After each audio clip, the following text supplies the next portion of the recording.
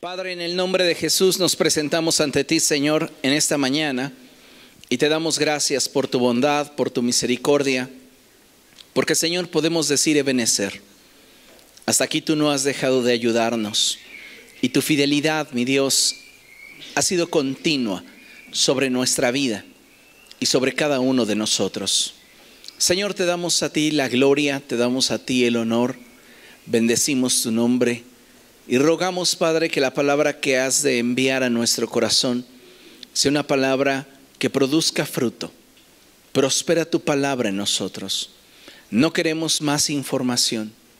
Anhelamos tener un encuentro y establecer una relación contigo. Te damos a ti todo el honor. En Cristo Jesús. Amén. Gracias. ¿Puede tomar su lugar, por favor? Esta mañana tenemos un tema que es muy importante, pero que sobre todo es trascendente para el desarrollo de nuestra vida cristiana. Y lo he titulado Un propósito glorioso. Diga conmigo, un propósito glorioso. Déjeme decirle que todo lo que en esta vida queremos que trascienda, de inicio debe de contar con un propósito. Muchas personas corren tras sus deseos y anhelos, pero la realidad es que tras de ellos no existe un propósito, no hay un para qué, no hay una respuesta a un por qué lo quieres. Y lamentablemente, cuando hay ausencia de propósito, al paso del tiempo, las dificultades, los obstáculos hacen que perdamos de vista el sentido del sacrificio que implica alcanzar todo propósito. Porque cualquier cosa que usted quiere que trascienda requiere de un propósito, y el propósito en sí mismo traerá consigo un sacrificio. ¿Qué cosas debes de sacrificar para alcanzar lo que deseas?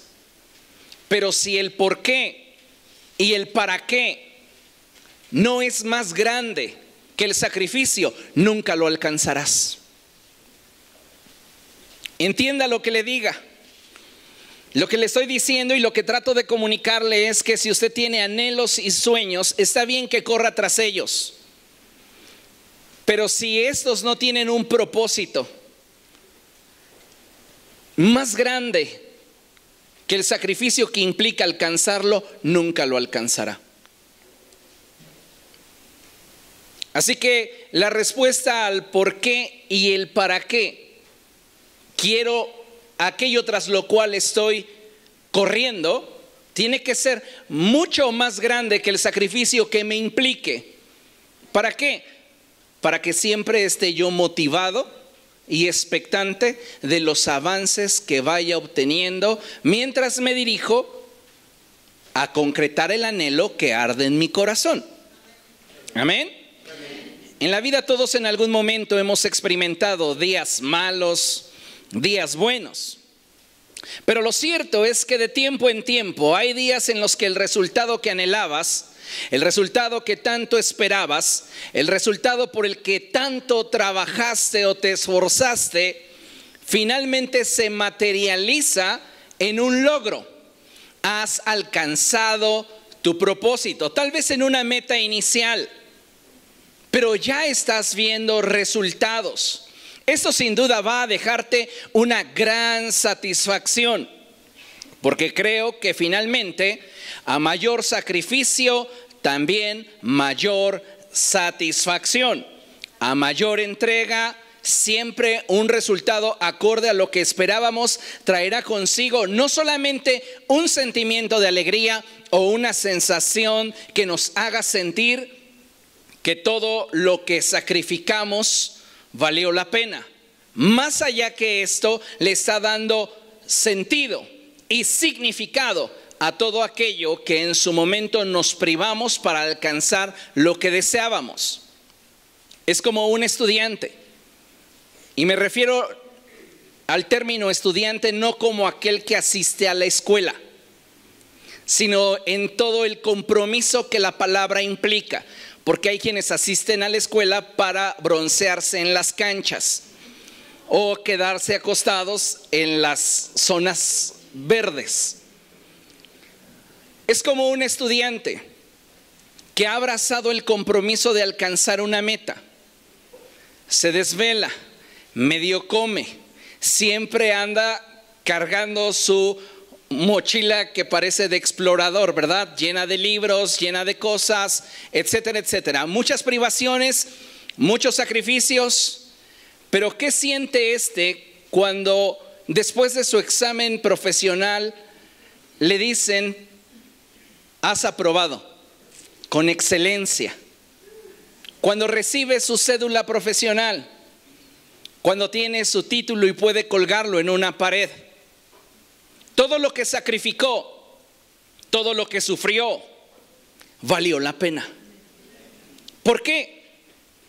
Porque el propósito por el cual comenzó a disfrutar de un proceso o a sufrir un proceso tenía implícitas respuestas más grandes que los obstáculos que enfrentaría a lo largo del proceso. Todo sacrificio puede hacerse por convicción, pero su verdadero significado se alcanza cuando éste produce el resultado por el que se realizó. Es hasta que entonces ves concretado aquello que anhelabas, aquello que deseabas, aquello que ardía en tu corazón, que entonces todo lo que sacrificaste viene a adquirir sentido y a tener significado. Entonces puedes decir: valió la pena. Les pregunto, ¿cuántos de ustedes en algún momento de su vida han experimentado un resultado que les diga: valió la pena? Muchas personas hoy día no pueden expresar valió la pena. ¿Por qué? Porque simplemente estaban corriendo tras algo que no tenía propósito de ser. ¿Por qué lo quieres? ¿Se acuerdan de un programa ya por los 80s donde habría un personaje que solo sabía responder: no más, no más? Sí. Hay personas que así le responden a la vida. ¿Y para qué lo quieres? Pues no más, no más. Pero no tienen un propósito, no tienen un por qué, no hay un para qué. Y como no existe esto, cuando viene la dificultad, renuncian a aquello porque no hay algo que los ancle al destino que anhelan. Cuando el propósito que buscas es más grande que cualquier obstáculo que puedas enfrentar, puedes estar seguro que vas a superar ese obstáculo para alcanzar lo que deseas. Pero para que tengas la fuerza y la convicción de enfrentar lo que sea y superarlo, las respuestas deben de obedecer a un propósito más alto. A veces creemos que tras lo que corremos tiene propósito. No podemos responder por qué lo queremos ni para qué lo queremos. Y todo se traduce en un capricho. Pues simplemente lo quiero porque lo quiero. Y eso al paso del tiempo produce carga. Y lo que en algún momento nos motivaba a avanzar deja de ser. Por eso es que si vas a emprender un proyecto, asegúrate que tenga propósito. Y si no tiene propósito, renuncia antes de que te desgastes, invirtiendo lo poco de ganas que tienes de correr tras algo que en realidad no es lo suficientemente valioso como para que te despojes de todo cuanto eres y todo cuanto posees para intentarlo alcanzar. Pregúntale a la persona que tienes a tu lado: ¿tú corres tras propósitos o tras caprichos? ¿Sabe dónde está la respuesta a eso? En las preguntas ¿por qué y para qué?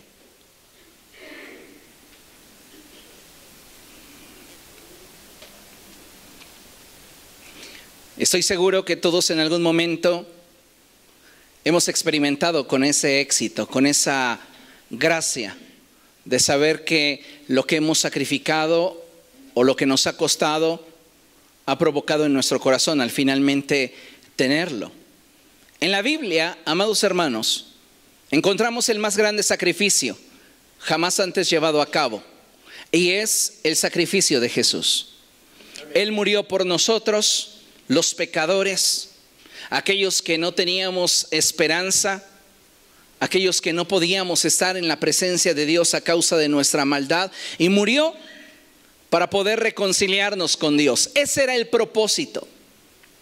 Por eso Él pudo menospreciar la cruz, porque el propósito le daba respuestas claras y contundentes a su por qué ir a la cruz, para qué entregar su vida por nosotros. Las respuestas a esto eran mucho más grandes que el dolor, que la vergüenza que la cruz significaba. No estaba Jesús corriendo tras un capricho de querer trascender en la historia de la humanidad como un mártir de Dios. Él no venía buscando algo que surgiera simplemente de su corazón. Él estaba buscando cumplir con un propósito más alto.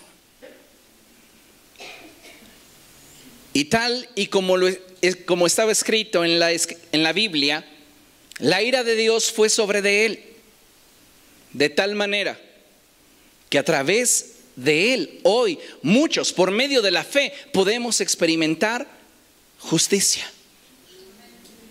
Cuando hablamos de justicia, hablamos de la ira de Dios reflejada en el juicio que vino sobre de Cristo, y la justificación de Dios que viene sobre nosotros, los que depositamos nuestra fe y nuestra confianza en Jesús.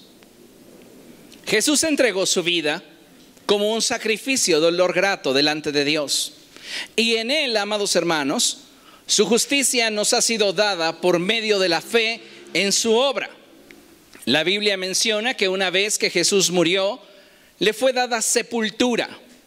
Y me encanta cuando la Escritura nos menciona a un hombre que entra en escena. Jesús ya había atravesado todo ese proceso que hoy se conoce como su pasión.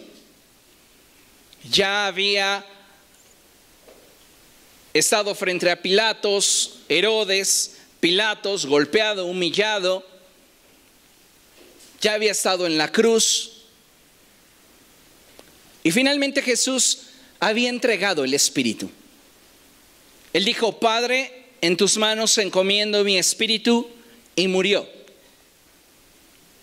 Y entra a escena un hombre que demuestra algo fuera de lo común. Porque la gran mayoría de las personas que rodeaban a Jesús estaban esperando recibir algo de parte de Él. Tal es el punto en el cual en algún momento el Señor Jesucristo les tuvo que decir: ustedes me siguen, pero no por las señales y los milagros que ven, sino porque comen pan hasta saciarse. La gente tenía una motivación egoísta para estar con Jesús. Pero entra a escena un hombre que no puede, en términos naturales, esperar nada de Jesús, porque Jesús está muerto. Y este hombre es José de Arimatea. José, según las Escrituras, era discípulo de Jesús, uno de los principales, así como Nicodemo. Pero también, por temor a los judíos, no hablaba abiertamente de su fe en Jesucristo.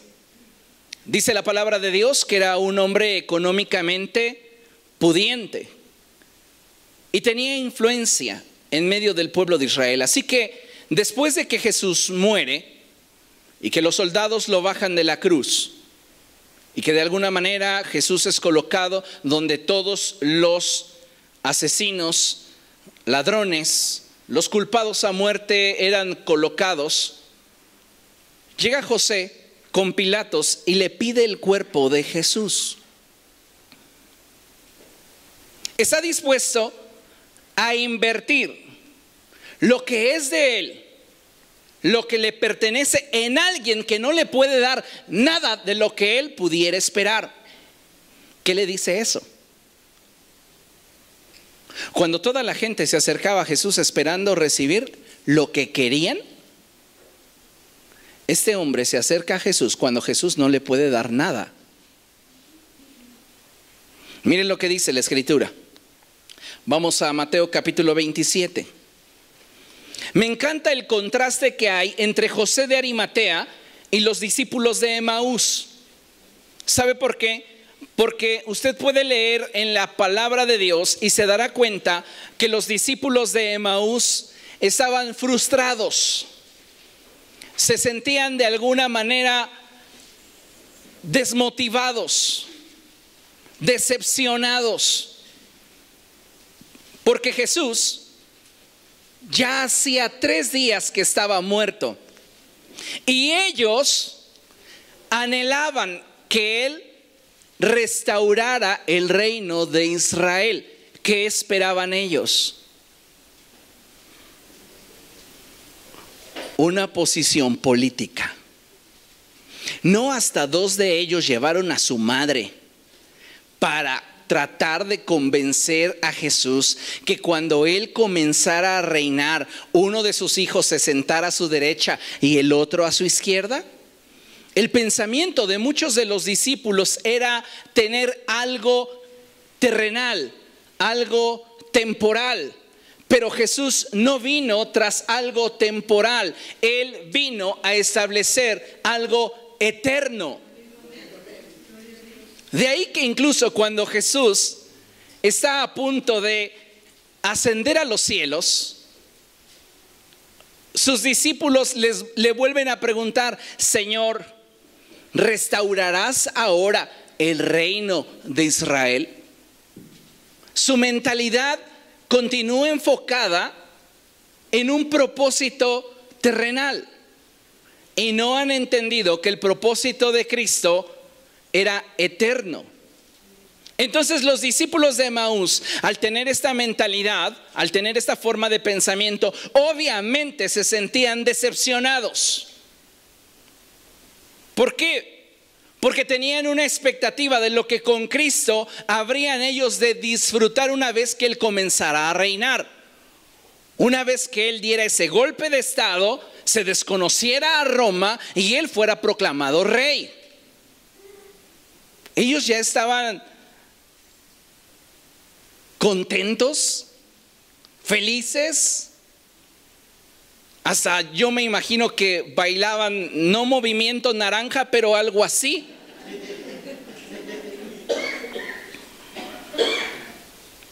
Y de repente, su candidato está muerto. Se olvidaron de él después de que lo vieron en la cruz. Cuando lo vieron exhalar su último aliento, se decepcionaron y se apartaron.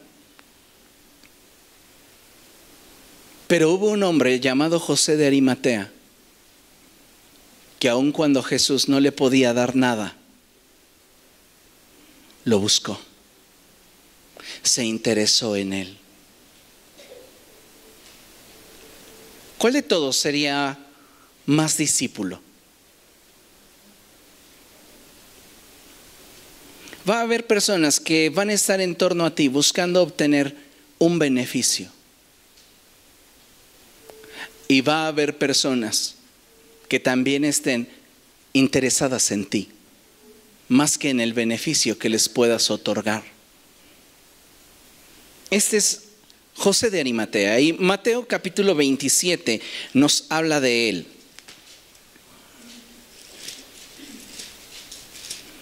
Mateo 27 dice la palabra del Señor en el verso 57 lo siguiente: al atardecer llegó un hombre rico de Arimatea llamado José, que también se había convertido en discípulo de Jesús. Se presentó ante Pilato para pedirle el cuerpo de Jesús y Pilato ordenó que se lo dieran. Lea esto. José tomó el cuerpo, lo envolvió en una sábana limpia y lo puso en un sepulcro nuevo de su propiedad que había cavado en la roca. ¿Cuánto valdría ese sepulcro? Imagínese. Estoy seguro que José de Arimatea había mandado hacer ese sepulcro para él.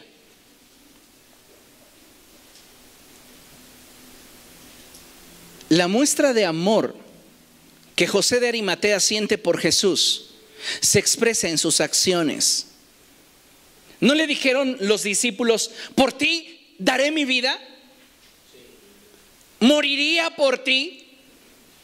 Y cuando Jesús muere, ¿dónde están? Se han ido, están consternados, están tristes. Pero el que continúa interesado en Jesús es José de Arimatea. Y le da lo que le pertenece, lo que le ha costado, lo que podría ser para él. Se lo entrega a Jesús. Y vea el respeto, el amor con el cual José de Arimatea toma el cuerpo de Jesús. ¿Cómo está el cuerpo de Jesús? Deshecho. De ahí que muchas personas cuando leen Isaías capítulo 53 y dicen no había en él ni belleza ni majestad alguna, digan ya ven, Jesús era feo. No, no se refiere a eso. Lo que está hablando el profeta Isaías es que a Jesús lo deformaron a golpes. Estaba completamente deshecho. Además, recuerde que el centurión le clavó una espada una lanza en el costado. Y además de todo eso había sido azotado, había sido herido. Así que Jesús estaba completamente ensangrentado. Estaba en una condición terrible. ¿Y qué hace José de Arimatea? Pues toma el cuerpo de Jesús y lo envuelve en una sábana limpia. Le da honor. ¿Qué tan interesados estamos en Jesús? ¿Continuaríamos interesados en Él aun cuando lo que esperamos recibir de Él no venga? Porque hay personas que están buscando a Jesús solo porque Jesús les dé. Pero José de Arimatea nos muestra una actitud diferente. Dice que tomó el cuerpo, lo envolvió en una sábana limpia y lo puso en un sepulcro nuevo de su propiedad que había cavado en la roca. Luego hizo rodar una piedra grande a la entrada del sepulcro y se fue. Lo resguardó, lo protegió. Podríamos decir que Jesús está enfrentando su otoño, su invierno, el momento en el cual ese árbol frondoso que había dado sombra a muchas multitudes se encontraba ahora seco, sin hojas. Pero había alguien que seguía estando interesado en el tronco. José de Arimatea. José de Arimatea muestra en su decisión un compromiso muy fuerte hacia Jesús y sobre todo un corazón desinteresado. Él no buscó a Jesús por lo que Jesús le pudiera dar. Buscó a Jesús por quien Jesús era para él.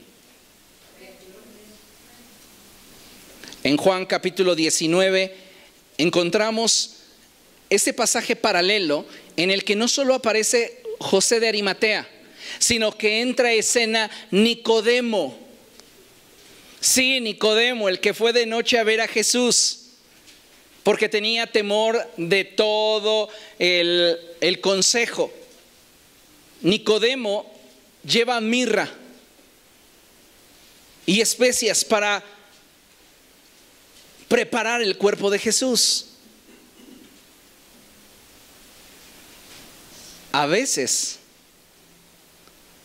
en tus momentos más difíciles, estará a tu lado gente que no tenías contemplado que estuviera, pero que en realidad tenían un corazón para ti. Eso es lo que nos muestra la palabra de Dios. Ahora bien, la Biblia menciona que Jesús permaneció en ese sepulcro.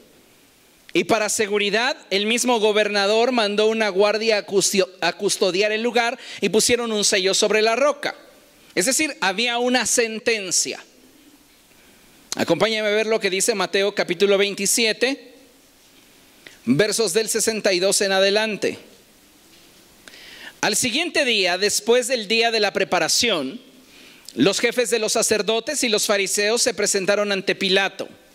Señor, le dijeron, nosotros recordamos que mientras ese engañador aún vivía, dijo, a los 3 días resucitaré. O sea, estos que odiaban a Jesús tenían un mejor registro de las palabras de Jesús que sus mismos discípulos. Porque a los discípulos se les había olvidado el hecho de que Jesús dijo que Él resucitaría al 3er día. Pero estos lo están creyendo. Él dijo. Por esto, ordene usted que se selle el sepulcro hasta el 3er día. No sea que vengan sus discípulos, se roben el cuerpo y le digan al pueblo que ha resucitado. Este último engaño sería peor que el primero. Llévense una guardia de soldados, les ordenó Pilato, y vayan a asegurar el sepulcro lo mejor que puedan. Así que ellos fueron y cerraron el sepulcro con una piedra y lo sellaron y dejaron puesta la guardia. Considere esto. Jesús en repetidas ocasiones habló sobre su muerte, pero en cada ocasión mencionó su resurrección. Lo que nos debe llevar a entender que todo sacrificio trae consigo una recompensa. Y si Dios te da una promesa, es solo cuestión de tiempo para que Dios la cumpla. Ahora, esta promesa Dios se la dio a Jesús. ¿Quién era el poseedor de esa promesa? De que Dios le levantaría de entre los muertos. Era Jesús. Y cada vez que Él hablaba con sus discípulos sobre lo que le implicaría cumplir con el propósito, Él mencionaba la promesa de Dios a su vida.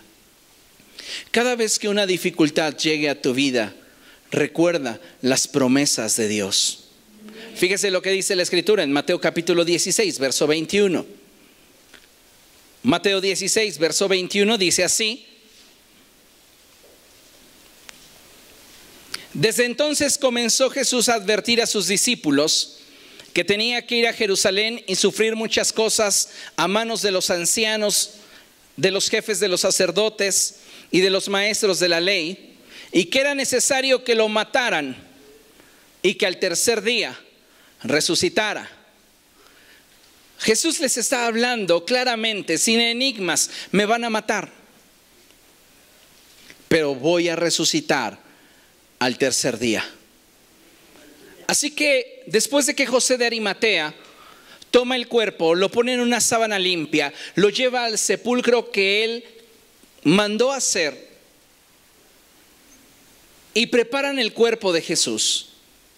Él rueda una piedra para tapar la entrada del sepulcro.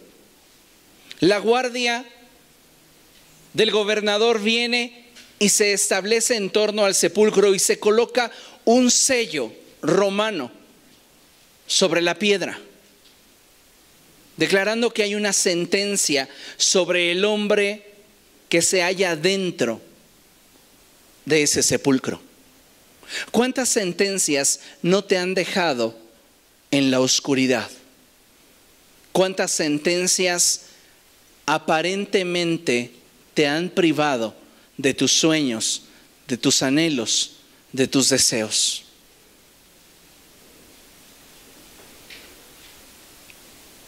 Jesús estaba dentro de esa sepultura en ese sepulcro. Y de pronto, la voz de Dios rompió el silencio. Tal y como él lo esperaba, sucedió. La voz de Dios pronunció su nombre, Jesús, y lo levantó de entre los muertos. Puede ser que estés atravesando por una etapa de oscuridad en tu vida, por un proceso de silencio, donde aparentemente todo lo que venías buscando y queriendo alcanzar por un instante parece que se ha perdido.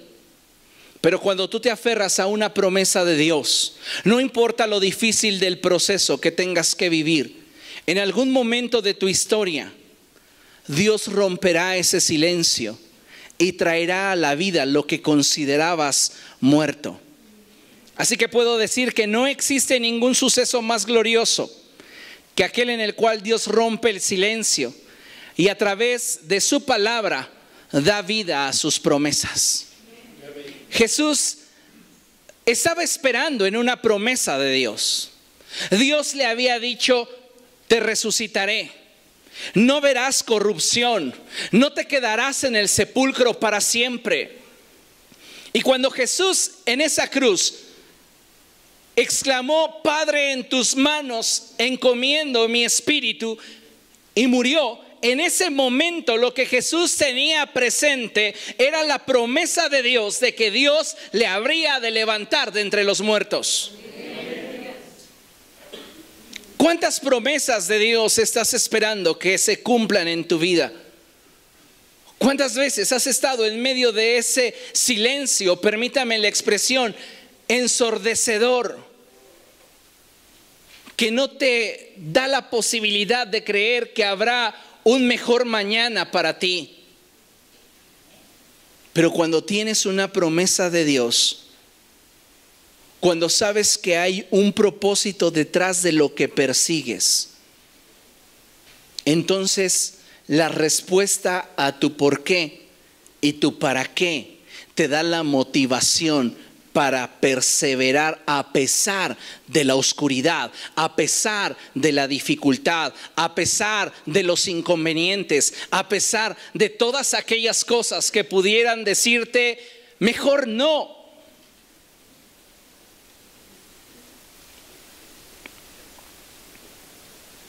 Dios, al romper el silencio en ese sepulcro, estaba cumpliendo su palabra. Estaba levantando a Jesús de entre los muertos.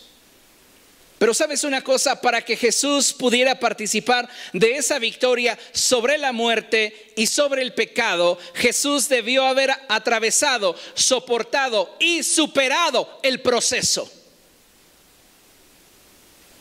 Hay personas que quieren alcanzar sus propósitos sin sacrificar nada, porque todo gira en torno a ellos mismos, no al propósito de lo que quieren alcanzar.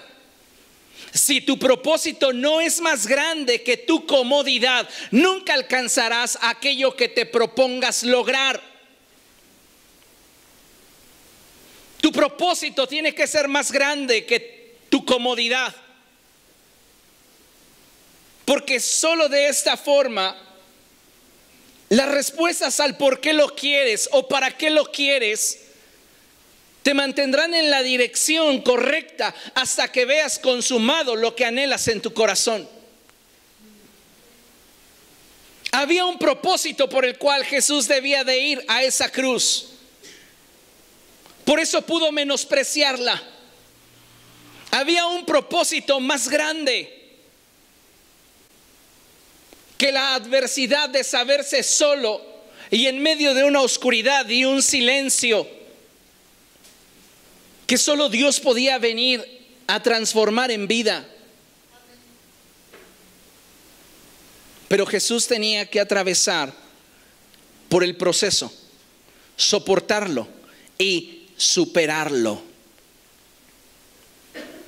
Hay veces en las que enfrentamos circunstancias que en apariencia nos tienen aislados y sentenciados, tal como estaba Jesús. Pero es importante destacar que cuando nuestra esperanza está puesta en Dios, Él pelea nuestras batallas. Así que Cristo, habiendo entregado el Espíritu, se presentó delante de Dios, oficiando como sacerdote, porque esto es algo interesantísimo. Nosotros nos quedamos con la visión de su cuerpo, pero espiritualmente Él se presenta delante de Dios para ejercer su sacerdocio, para entrar a ese tabernáculo no hecho de manos como el tabernáculo de Moisés. Recuerda que cuando Moisés subió a la montaña, Dios le dijo: debes hacer una copia exacta del modelo que yo te mostraré. Lo que Dios le está mostrando era el tabernáculo en el cielo, el tabernáculo al cual Jesucristo entró, no con una sangre extraña de toros o machos cabríos, sino con su propia sangre, para hacer expiación por nosotros delante de Dios. Así que mientras José de Arimatea está demostrando interés en el cuerpo de un hombre que no le puede dar nada, que no le puede proveer nada, Jesús está continuando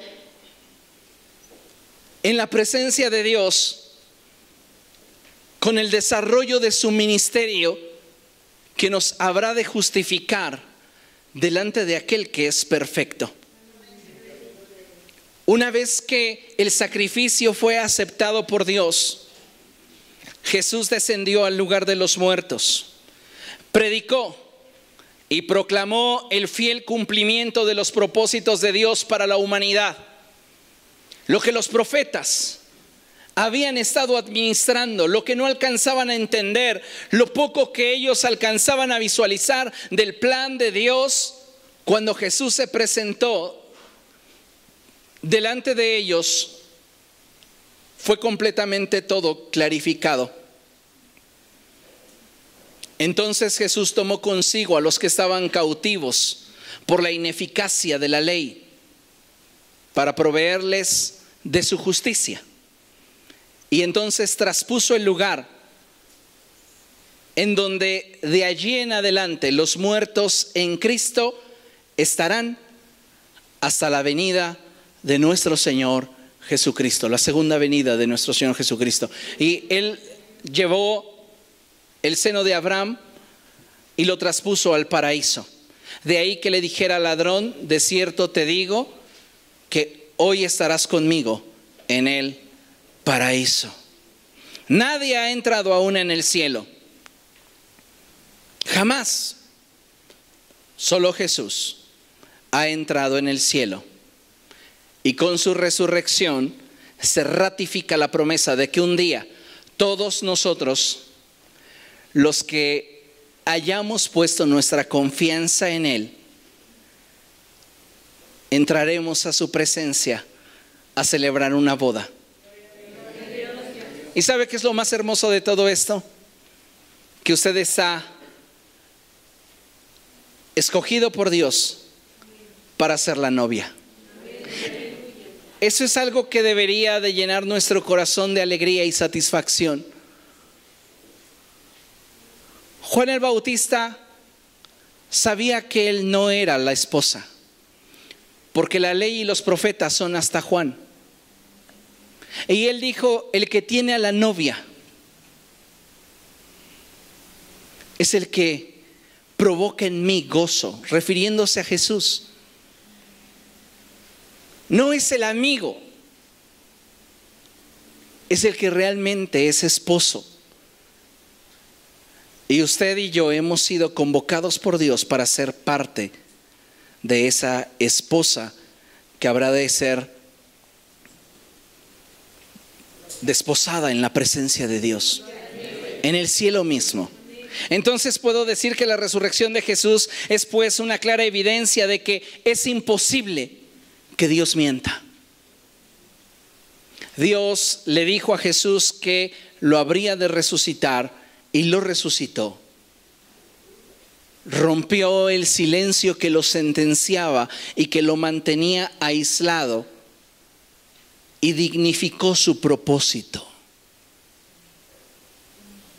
Y es lo que Dios hace con todos aquellos que en Él confían. Dignifica su propósito. y hace que todo sacrificio, que toda circunstancia difícil que tengamos que enfrentar o por la cual atravesemos, al final, cuando vemos el resultado que es acorde a lo que estábamos buscando y tras lo que corríamos, le da entonces valor y una trascendencia que si hubiéramos desistido, no tendríamos. Considere lo siguiente: los planes de Dios que Él ha declarado para tu vida, nada ni nadie puede afectarlos, ni detenerlos. Pero cada uno de nosotros tiene la capacidad de retenerlos y hacerlos propios a través de nuestra propia obediencia y compromiso. Los planes de Dios para tu vida, nada ni nadie los puede detener, nada ni nadie los puede afectar. El punto es, ¿qué tan capaz eres de retenerlos y hacerlos tuyos?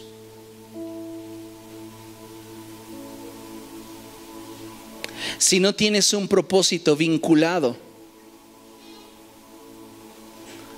a los planes de Dios, no los verás en tu vida. Porque todo lo que quieres en esta vida que trascienda debe tener un propósito. Todo lo que carezca de propósito es solo un capricho. Y puedes invertir tu vida tras un propósito o tras un capricho. Pero la diferencia será que aquello que tiene propósito, al final, después de que hayas alcanzado lo que determinaste alcanzar, sin importar las pruebas o las luchas, las dificultades que enfrentaste para lograrlo, le darán sentido al sacrificio. Pero si tú estás corriendo tras un capricho, tarde que temprano perderás la motivación, tendrás una gran decepción y entonces aquello que decías querer se convertirá en solo una carga para tu vida. Así que conviene ir tras aquello que en realidad tiene propósito. Y no pierdas tu tiempo con lo que no tiene propósito.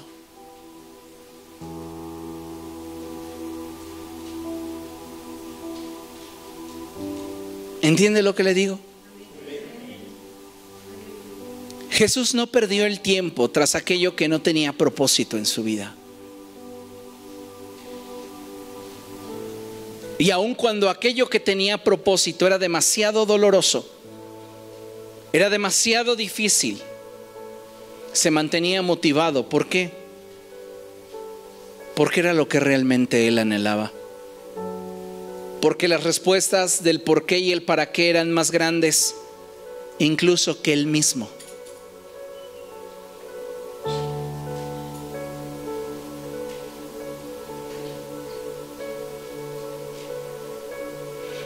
Vamos a Mateo capítulo 28.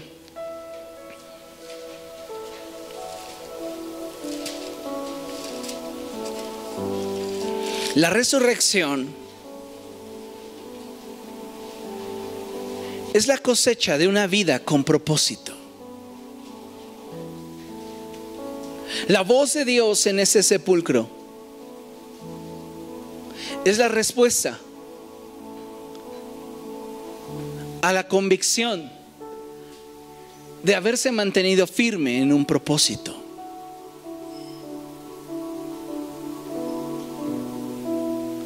Dice la palabra del Señor: después del sábado, al amanecer del primer día de la semana, María Magdalena y la otra María fueron a ver el sepulcro. Sucedió que hubo un terremoto violento porque un ángel del Señor bajó del cielo y, acercándose al sepulcro, quitó la piedra y se sentó sobre de ella. Es maravilloso saber que Jesús, estando en el sepulcro, está en medio de una oscuridad que le envuelve y está en un silencio ensordecedor. Pero la voz de Dios trae a la vida y le da sentido y le da significado a todo lo que Él tuvo que atravesar para llegar a ese momento. Entonces, cuando Dios activa sus promesas en ti, el cielo obra a tu favor. Y es cuando ves en esta porción de la palabra de Dios a un ángel descender y mover la piedra. Hay cosas que tú naturalmente no puedes hacer, pero que Dios, cuando pelea por ti, Él obra de manera sobrenatural para que aquello que no puedes alcanzar por tu fuerza o por tu capacidad, tú lo puedas ver hecho una realidad en tu vida a causa de la confianza, a causa de la fe depositada en la palabra que te fue dada. Ni la sentencia del gobernador romano pudo detener que el cielo obrara a favor de Jesús. El ángel movió la piedra y se sentó sobre ella, mostrando con eso cómo los propósitos de Dios, los planes de Dios para nosotros son planes de bien y no de mal.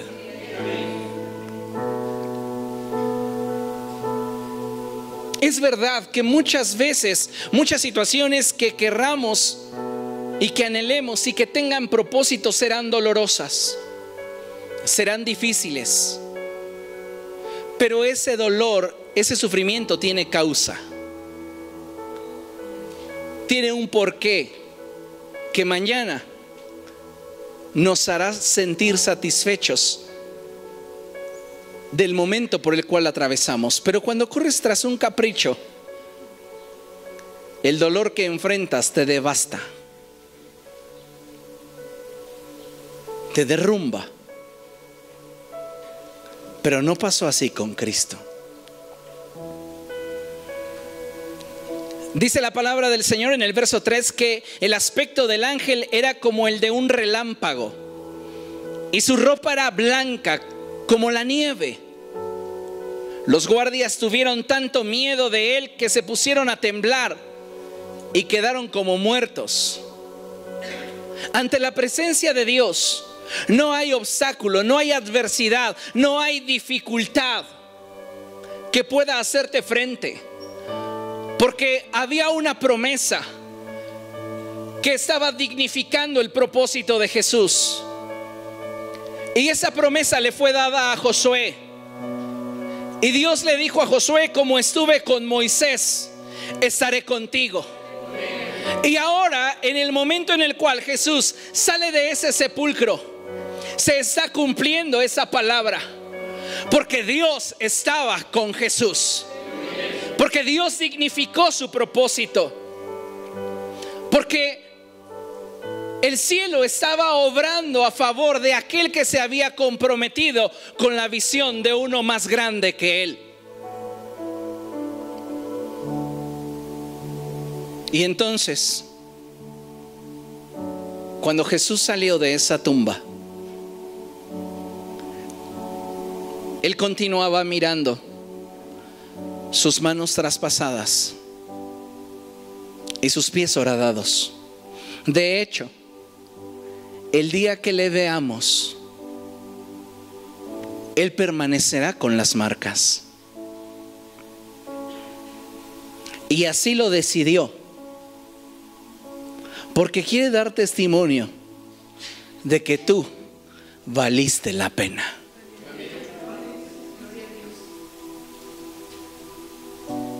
Valió la pena. Así que no hay por qué avergonzarse de esas cicatrices. No hay por qué tratar de esconderlas, porque valió la pena.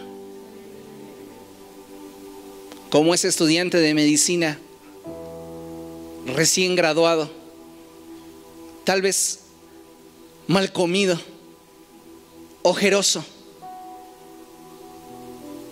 pero teniendo la capacidad de ver cumplido su propósito, su meta, Cada uno de ustedes tiene áreas en su vida que van a requerir de todo de ustedes. Mi consejo es: solo asegúrate que eso en lo que vas a invertir tiene propósito. Y aunque te suene fuerte, lo repito: y si no tiene propósito en tu vida, no pierdas el tiempo.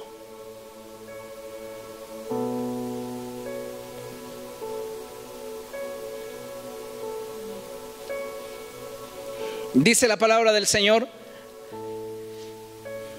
verso 5: el ángel dijo a las mujeres: no tengan miedo. Sé que ustedes buscan a Jesús, el que fue crucificado. No está aquí, pues ha resucitado, tal como dijo. Vengan a ver el lugar donde lo pusieron. El ángel quiere mostrarle a las mujeres dónde estaba Jesús, dónde pasó su momento de oscuridad, dónde estuvo en su momento de silencio. Porque tal vez has atravesado por momentos difíciles de oscuridad y de silencio, pero si te aferras a los propósitos de Dios, no te quedarás allí para siempre. Serán parte de tu historia, pero no serán jamás tu destino. Porque el destino que Dios te ofrece no tiene que ver con algo que te limita, y no tiene que ver con algo que te mantiene bajo una sentencia que te impide celebrar lo que en su momento has sacrificado.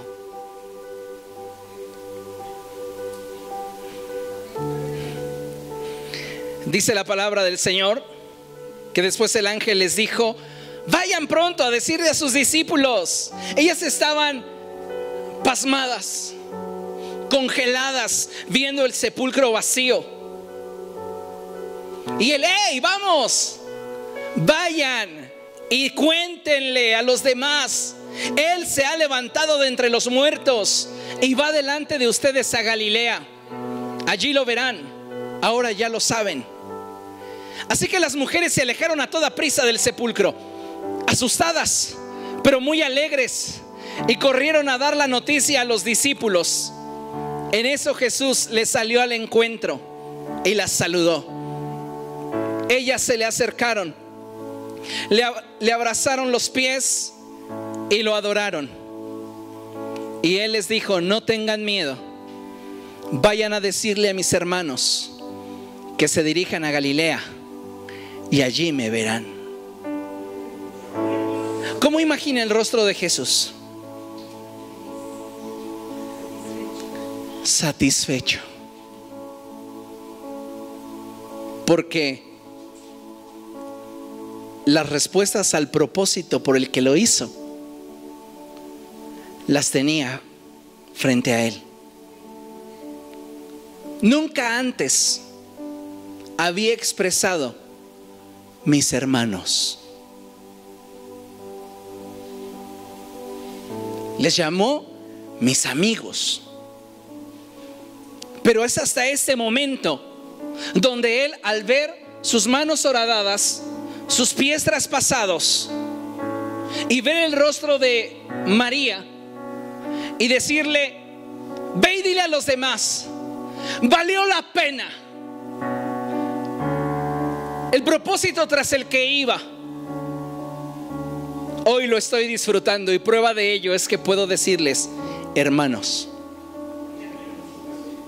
Jesús estaba tan contento que no podía explicarles todo, pero solo le interesaba una cosa: verlos, estar nuevamente con ellos. Y de esa manera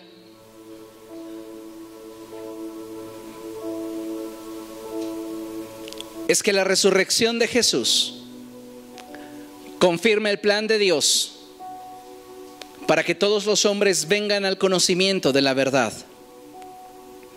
Pero para que el reino sea establecido, se requiere de igual forma una iglesia fervorosa que ame la verdad y tenga el poder de Dios. Cuando hablamos de nuestra relación con Dios, ¿de qué habla usted?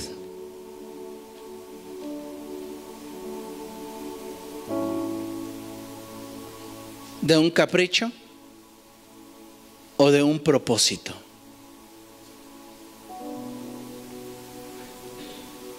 ¿Sabe si nuestro por qué y nuestro para qué de seguir a Jesús fuera más grande que nuestra vida misma?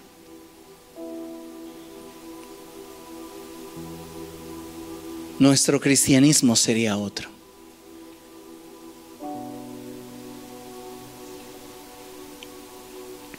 Aún hay muchos discípulos, creyentes y simpatizantes, que como la gente en el tiempo de Jesús, buscan la comodidad, lo fácil. Se enamoraron de su gran follaje, de sus milagros, de sus señales. Pero cuando el árbol se secó y cayó su última hoja, todos se fueron. Solo hubo uno, José de Arimatea, diciendo: no me interesa lo que me pueda dar, me importa Él.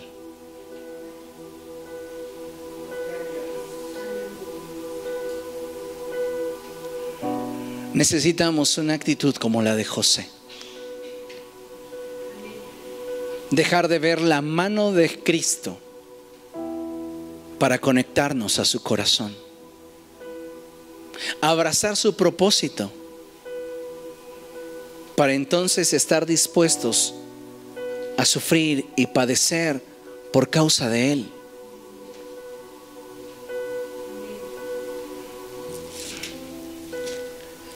En Hechos, Lucas nos hace un relato sobre lo último que vivió Jesús después de haber resucitado. Y dice Lucas: estimado Teófilo, en mi primer libro me refería a todo lo que Jesús comenzó a hacer y enseñar. Se refiere al Evangelio de Lucas. Hasta el día en que fue llevado al cielo, luego de darles instrucciones por medio del Espíritu Santo a los apóstoles que había escogido. Después de padecer la muerte, se les presentó dándoles muchas pruebas convincentes de que estaba vivo. Hasta comió con ellos.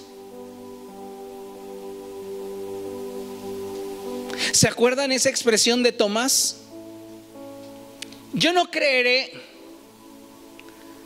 hasta que no vea, no toque. Y Jesús se aparece en medio de ellos y le dice: tócame y ve que yo mismo soy. Y Tomás entonces exclama: Señor y Dios mío. Y Jesús declara: bienaventurados los que no viendo creen.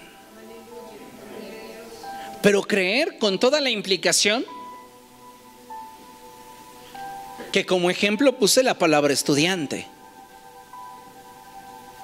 A un estudiante no lo hace su credencial. A ti creyente no te hace una religión. Creyente es sinónimo de compromiso, sinónimo de entrega, sinónimo de sacrificio.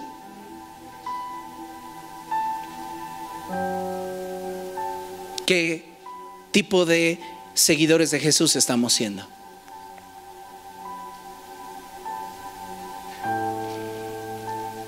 Después de padecer la muerte, se presentó dándoles muchas pruebas convincentes de que estaba vivo. Durante 40 días se les apareció y les habló acerca del reino de Dios. ¿Cuál era el eje de Jesús?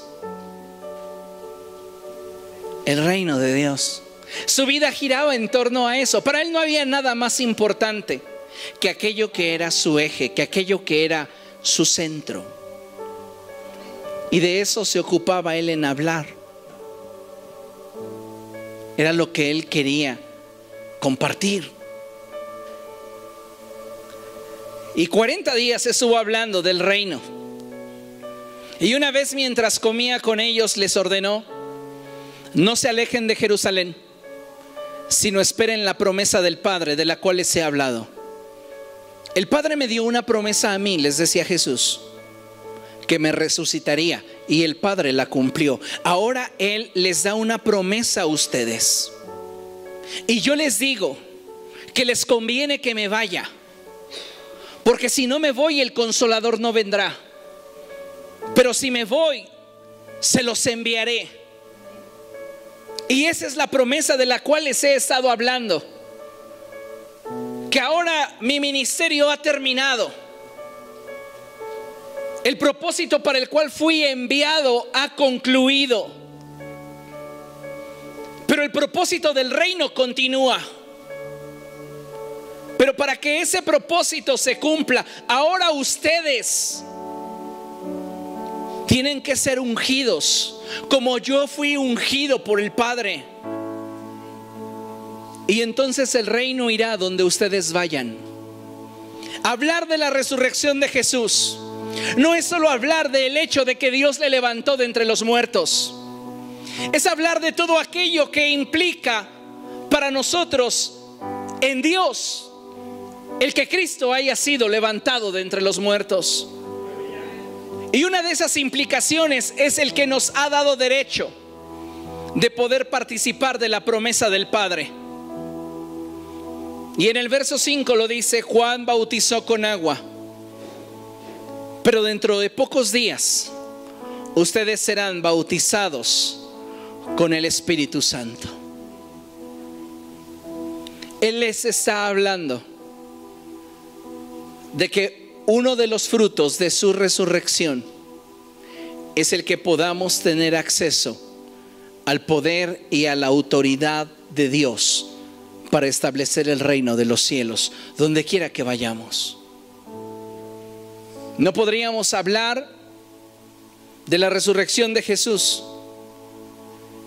sin hablar de la responsabilidad que como iglesia tenemos para manifestar el reino. Y esto no sucederá si usted no es lleno del poder del Espíritu Santo. Juan bautizó con agua, pero ustedes serán bautizados con el Espíritu Santo y fuego dentro de no muchos días. Continúa la Escritura hablándonos y diciéndonos que Jesús finalmente en ese momento ascendió a los cielos hasta que las nubes lo cubrieron y los discípulos lo perdieron de vista.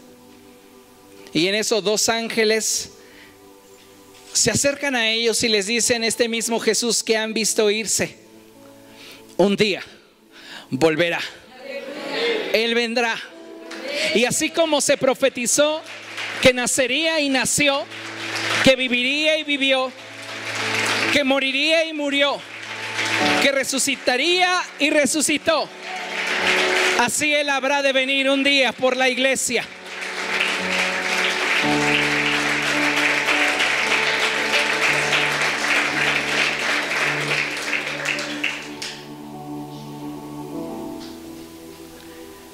Y después de eso, los discípulos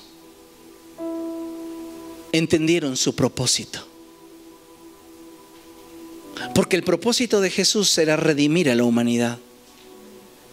Pero el propósito de la iglesia es establecer el reino. Ese propósito para ellos fue más grande que sus propias vidas.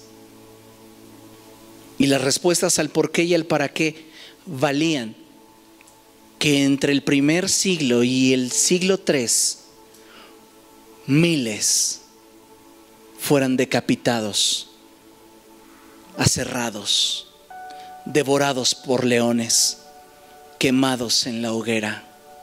Su propósito era más grande. ¿Y sabe por qué podían padecer esto? Porque tenían claro lo que querían. Y porque el Espíritu de Dios ardía en ellos.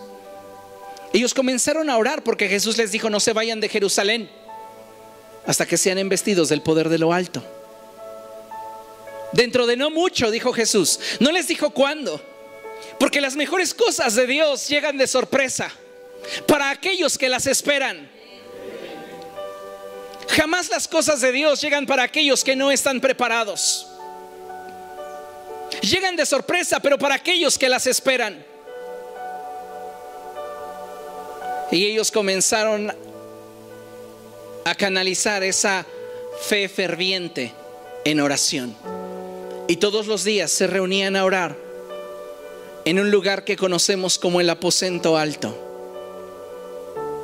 Jesús no les dijo en 3 días ni en 5. Pero la siguiente fiesta que estaba a punto de celebrarse dentro del calendario judío era la fiesta de Pentecostés. Y ellos seguían fervientes, buscando alcanzar el propósito para el cual Jesús les llamó. Y esa tarde de Pentecostés, el Espíritu Santo rompió el silencio y vino como una fuerte ráfaga de viento y llenó a todos los que estaban en ese lugar. Y comenzó la historia de la iglesia. Y 21 siglos después, he aquí estamos nosotros, sabiendo que esta historia debe continuar. No terminará hasta el día que la iglesia militante vea a su Señor cara a cara. Y Él vendrá en las nubes por su iglesia y estaremos con Él para siempre. Aleluya, póngase de pie. Dele gracias a Dios, dele su mejor ofrenda de palmas al único que vive por siempre y para siempre.